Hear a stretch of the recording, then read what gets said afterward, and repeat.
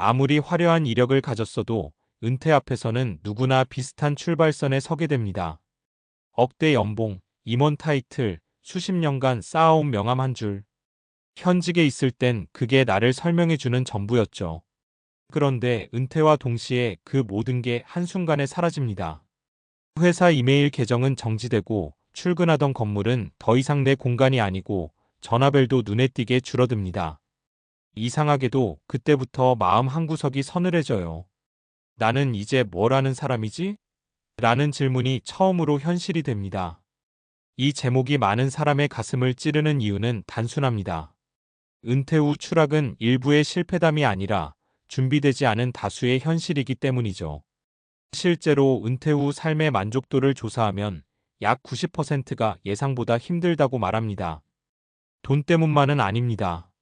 오히려 경제적 준비는 어느 정도 되어 있는데도 삶이 무너졌다고 느끼는 경우가 훨씬 많아요.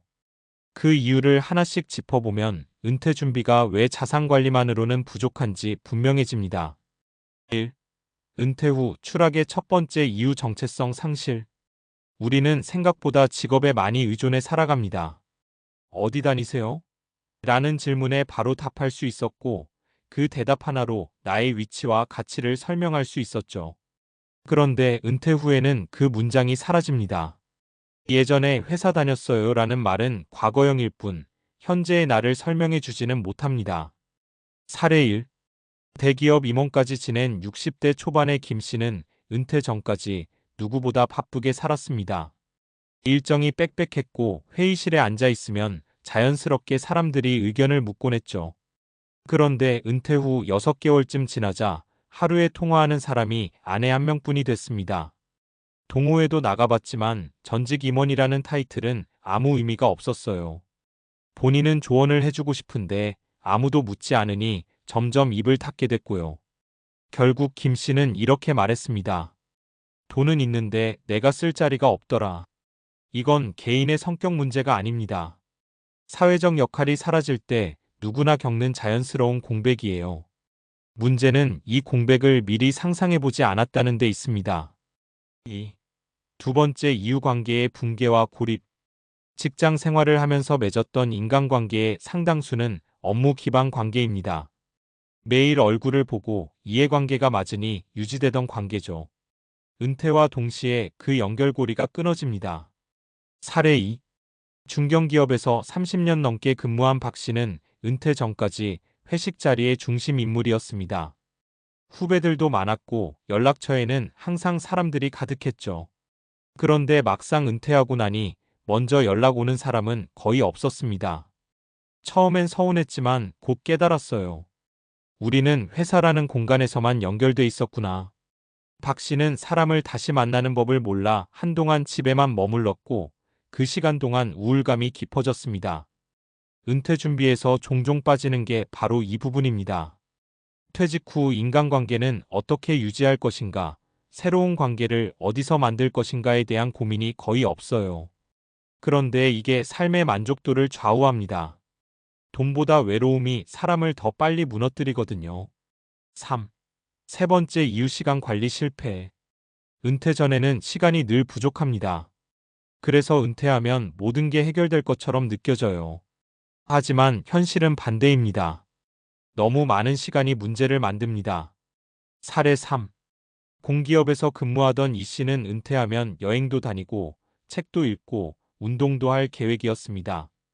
그런데 막상 은퇴 후 1년이 지나자 하루의 절반을 TV 앞에서 보내고 있더래요. 여행은 1년에 한두 번이면 충분했고 운동은 혼자 하려니 금방 흐지부지 됐습니다. 목표 없이 흘러가는 시간이 쌓이자 스스로에 대한 실망감이 커졌죠. 회사 다닐 땐 내가 게을러질 틈이 없었는데 지금은 나 자신을 관리할 사람이 없더라. 은퇴 후 삶은 자유시간이 아니라 자기 설계 시간입니다.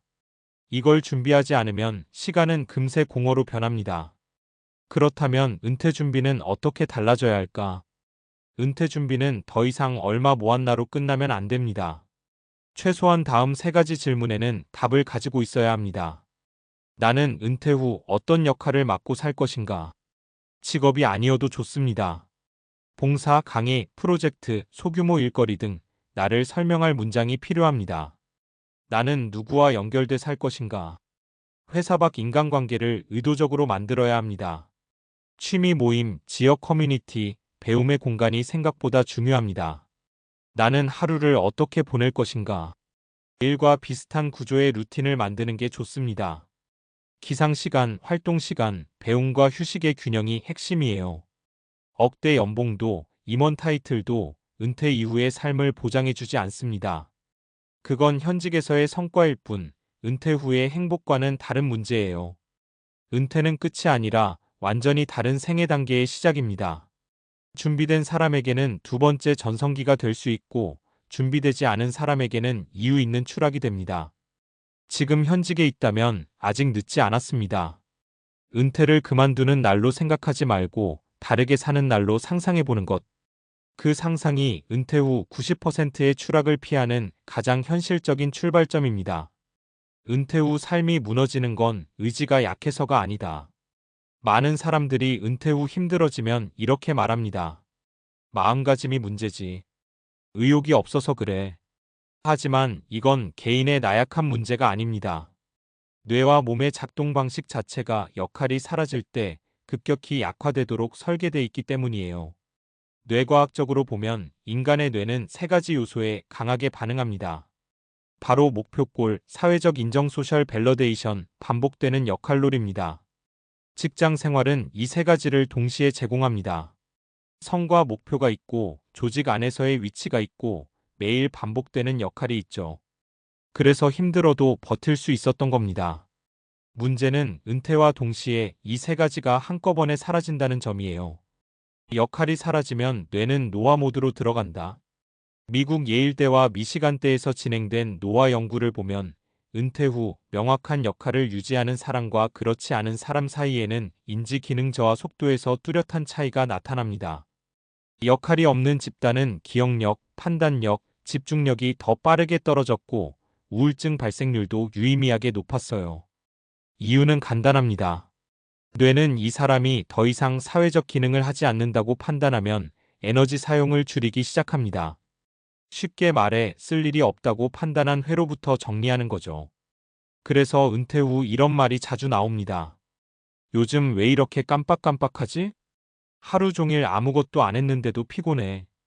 이건 게을러져서가 아니라 뇌가 자극을 못 받아서 생기는 현상입니다. 돈보다 쓸모 있음이 행복을 좌우한다. 행복 연구에서 꽤 일관되게 나오는 결론이 하나 있습니다.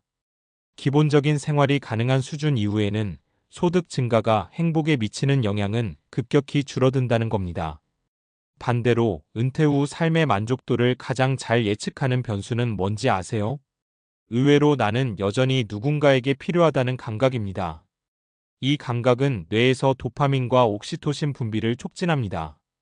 도파민은 삶의 의욕과 추진력을, 옥시토신은 안정감과 소속감을 만듭니다. 즉, 쓸모 있다고 느끼는 순간 뇌는 다시 살아납니다. 그래서 은퇴 후에도 작은 역할을 가진 사람들이 훨씬 건강해요. 돈을 벌지 않아도 규모가 작아도 상관없습니다. 주 1회 강의, 후배 멘토링, 지역 사회 봉사, 경험 기반 자문, 정기적인 공부 모임 운영. 이런 활동들이 단순한 취미를 넘어 생존 전략이 되는 이유입니다. 쉬어야 오래 산다는 말의 함정. 은퇴 준비를 이야기할 때 흔히 나오는 말이 있죠. 이제 좀 쉬어도 돼. 물론 쉼은 필요합니다. 하지만 문제는 아무 역할 없는 쉼이 장기화될 때입니다. 이건 휴식이 아니라 기능 저하에 가깝습니다. 운동으로 비유하면 이렇습니다. 과로한 근육은 쉬어야 회복되지만 완전히 쓰지 않으면 근육은 빠르게 위축됩니다. 뇌와 삶도 똑같아요. 그래서 은퇴 후 삶은 열심히 살 것인가, vs 쉴 것인가의 문제가 아니라 어떤 구조로 움직일 것인가의 문제입니다. 은퇴 준비의 핵심은 결국 이것이다. 논리적으로, 과학적으로 정리하면 결론은 하나입니다. 은퇴 후 추락을 막는 가장 강력한 장치는 돈이 아니라 역할이 있는 삶의 구조다. 그래서 은퇴 준비를 할 때는 이런 질문을 반드시 던져야 합니다. 나는 은퇴 후에도 나를 설명할 문장이 있는가? 누군가 나를 필요로 하는 상황이 남아 있는가? 일주일 단위로 반복되는 일정이 있는가? 이 질문에 답이 없다면 자산 규모와 상관없이 은퇴 후 공허는 거의 확실하게 찾아옵니다. 은퇴는 멈춤이 아닙니다. 사회적 선수 교체에 가깝습니다. 현역 선수에서 은퇴 선수로, 조직의 톱니바퀴에서 경험을 전하는 사람으로, 지시받는 역할에서 의미를 만드는 역할로 바뀌는 거죠. 이 전환을 준비한 사람만이 억대 연봉도 임원 타이틀도 소용없다는 말의 진짜 의미를 추락이 아니라 해방으로 받아들일 수 있습니다. 다음으로 이어진다면 이제는 자연스럽게 이런 질문으로 넘어갈 수 있겠죠. 그렇다면 은퇴 전 최소 언제부터 무엇을 준비해야 하는가?